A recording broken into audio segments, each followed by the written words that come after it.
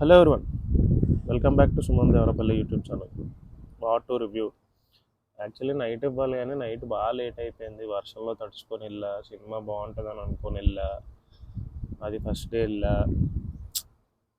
మన ఎన్టీఆర్ అన్న కోసం వెళ్ళాను.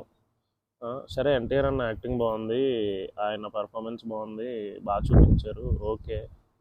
కానీ స్టోరీ ఏంది భయ్యా? 3 గంటల 3 గంటల సినిమాలు ఎలా ఉండాలి భయ్యా? ఒక యానిమల్, ఒక అర్జున్ రెడ్డి ఆ టైప్లో ఉండాలా 3 hours సినిమా అంటే? ఇదేం సినిమా భయ్యా? సీరియల్ లాగా వెళ్తానే ఉంది. క్లైమాక్స్ అయితే సెకండ్ హాఫ్ నాకు ఏం అర్థం కావట్లేదు. సెకండ్ హాఫ్ వెళ్ళిపోవాలనిపిస్తుంది, బట్ టికెట్ కొన్నాను కదా, కూర్చోవాలి కూర్చోవాలి అని చెప్పి కూర్చున్నా.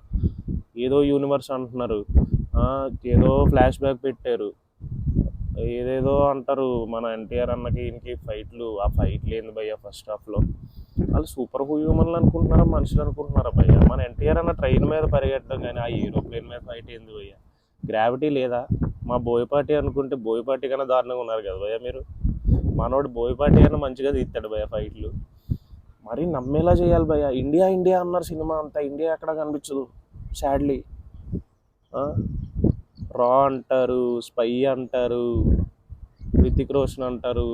వీళ్ళు డ్యాన్సులు బాగున్నాయి, ప్రొడక్షన్ క్వాలిటీ బాగుంది, సౌండ్ బాగుంది, కానీ ఏదో ల్యాక్ అయ్యింది సినిమాలో. అదేంటనేది తెలియదు. ఏదో సంథింగ్ 3 hours అయింది భయ్యా. హీరోయిన్ ఎందుకు పెట్టారో తెలియదు, ఆ ఎక్స్పోజింగ్ సీన్లు ఎందుకు పెట్టారో తెలియదు. అంటే మీ హిందీ ఆడియన్స్కి ఇలా కావాలేమో. అలాంటప్పుడు అలా తీసుకోండి భయ్యా. అసలు మన ఎన్టీఆర్ అన్న చేసిన బిగ్గెస్ట్ మిస్టేక్ వార్ సినిమా ఒప్పుకోవడం. అసలు ఎందుకు ఒప్పుకున్నాడో తెలియదు అన్న.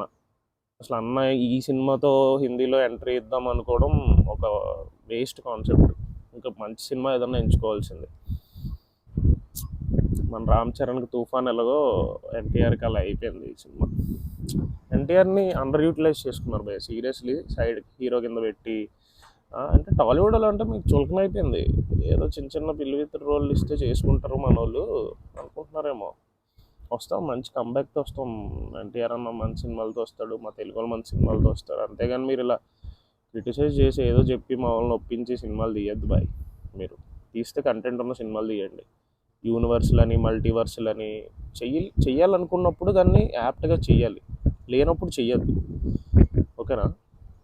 ఇట్లా డిగ్రేడ్ చేసి సినిమాలు చేసేసి ఏవో చేసేసి మేము ఏదో చేసేస్తాం, బడ్జెట్లు పెట్టేస్తాం, 1000 కోట్లు 2000 కోట్లు 3000 కోట్లు కలెక్షన్లు వస్తాయంటే ఎక్కడ వస్తాయి?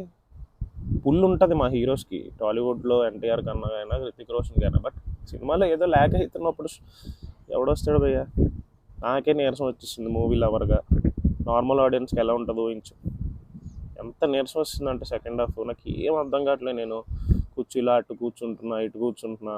నేను ఉంటున్న ఏరియా నుంచి నేను 30 kilometers వెళ్ళి మరీ చూసాను నైట్ వర్షంలో.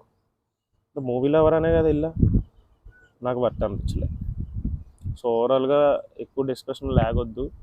సినిమా అయితే average, below average bro. Cinema below average అనే చెప్తాను నేను. ఫైట్లు బాగున్నాయి, సౌండ్లు బాగున్నాయి, ప్రొడక్షన్ వాల్యూస్ బాగున్నాయి, అన్నీ బాగున్నాయి, మన వాళ్ళు యాక్టింగ్ బాగుంది, కానీ సినిమాలు ఏం లేదు. ఏదో 3 గంటలు లాగారు అంతే. ఓకేనా? మీకు ఏదో వార్ 1 ఫ్రాంచైజ్ నచ్చితే వెళ్ళాలనుకుంటే వెళ్ళండి. మన ఎన్టీఆర్ అన్నని చూద్దాం అనుకుంటే వెళ్ళండి. వీళ్ళిద్దరు డ్యాన్స్ పర్ఫార్మెన్స్ ఉంటుంది, లేదా యూట్యూబ్లో చూసుకోవచ్చు అంటే యూట్యూబ్లో చూసుకోవచ్చు, ఫైన్. అంతేగాని సినిమాలు ఏం లేదు, ఏం ఎక్స్పెక్ట్ చేయకండి. ఓకేనా? ఇంట్రో సీన్స్ బాగున్నాయి, బట్ ఇంట్రో సీన్స్ బాగుంటే సరిపోదు. అదే టెంప్లెట్లో సినిమాలు వెళ్తే ఎవడు చూస్తాడు?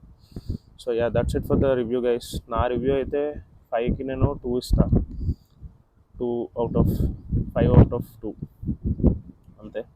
So thanks for watching. ఇంకా సబ్స్క్రైబ్ చేసుకోకపోతే సబ్స్క్రైబ్ చేసుకోండి. Thank you.